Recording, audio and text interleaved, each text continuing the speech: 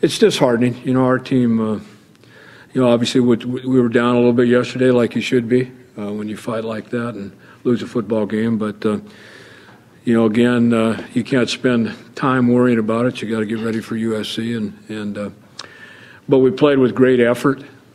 We played with great effort most of the year. I thought, you know, defensively we just gave up some things in the secondary that were, you know, our front seven played extremely well, but we just gave up some things in the secondary that were costly to us. I thought our offensive front has really done some nice things, you know, protection-wise. Didn't run the football like we wanted to, but we threw it okay, and I thought our special teams probably was as good an effort as we've had all year in all areas of our special teams, you know, coverage and so forth. So it's just disappointing. I mean, when you lose a game, you almost would rather lose a game bad than lose one like that. I mean, it's just a tough feeling that we're dealing with. We know we're, you know, a pretty good football team. We got to get over that hump. We got to win a game. We got to win a game like that, which we did against Washington. But we got to win more than one. So, again, disappointing. But shoot, we have another chance this week. Thought he played very well. He played with no fear. He came out. He got up and bumped him. You know, he's a heck of an athlete. The thing with Devron is he's never played corner. I mean, he was a high school running back and receiver, and so it's taken him a little while to pick up the techniques, and because he athletically, speed-wise, he's got all that, and so we decided to play him at corner when we recruited him, and it's taken him a while, and he's gotten better the last month. I mean, you can just see a tremendous improvement, and he's tough, and you know, so when Pierre got hurt, we put him in. That's it. Coach Bray decided to put him in, and we kept him in because he played pretty well, which is a pleasant surprise because they had some pretty good receivers. And like I said, he showed no fear. He came up and bumped. He played it like it was supposed to be, with no fear and have some fun, and that's what he did.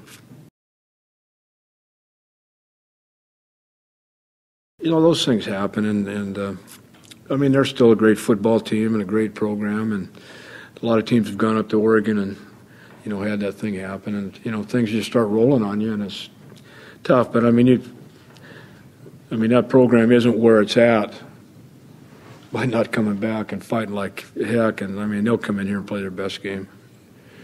And so, you know, Pete will have them ready to go. They react pretty well when they get beat. I think they're very similar. I mean, they've got great skilled people. McKnight, you know, Barkley is a heck of a young quarterback.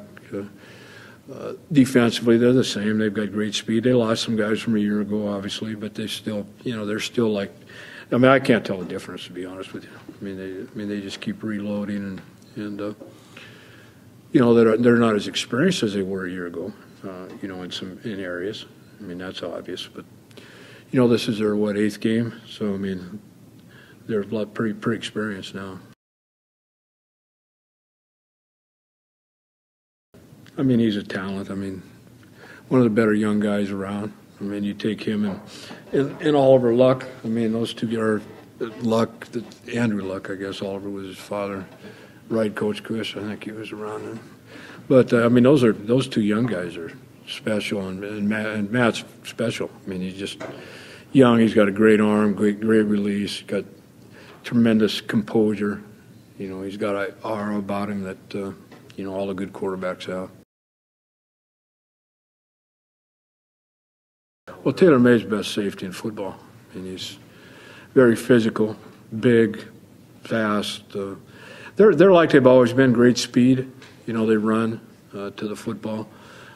Got a lot of young guys that are extremely talented, and they haven't changed. I mean, they haven't changed what they do, you know, or how they attack you. They're very aggressive. They're going to come after you with 6-man rush, 5-man rush, bump you outside, which, you know, that's what they've done. So it really hasn't changed. Cameron played very well, you know, unless Dimitri is full speed, Cameron will start. You know, Dimitri went one series, just couldn't go anymore, and Cameron came in when he had his opportunity. It's a matter of opportunities and what you do with opportunities. You know, when you're a young player like that, and, he came in. I mean, he's a hard runner. He's big. He's physical. He's got good speed and protected very well. So right now, I got to see how Dimitri is. He hasn't done anything not to be the starter, but Cameron has gotten better and better all the time. So he'll play. Whether he starts or whether he doesn't, he'll play quite a bit more. Hard. It's a hard 12-game stretch. But I mean, particularly the last part of the season. I mean, it's starting with Stanford and Cal, and now we got SC coming in. We go to Oregon and UCLA and then Arizona. So I mean, it doesn't get much tougher. So, and we know that. I mean, we just got to look at it one game at a time. The old cliche, but it's true. And see what we can get going because we're playing better. We got to pull one out here. That's the biggest thing. Yeah, this is always a big game for our players. I mean, playing USC and because of that California situation, but also because it's USC. I mean, one of the storied programs in all of football. So it's always a big game for us and a fun game for us, and it's always nice to play it at home. So hopefully we can come out and play like we're capable of.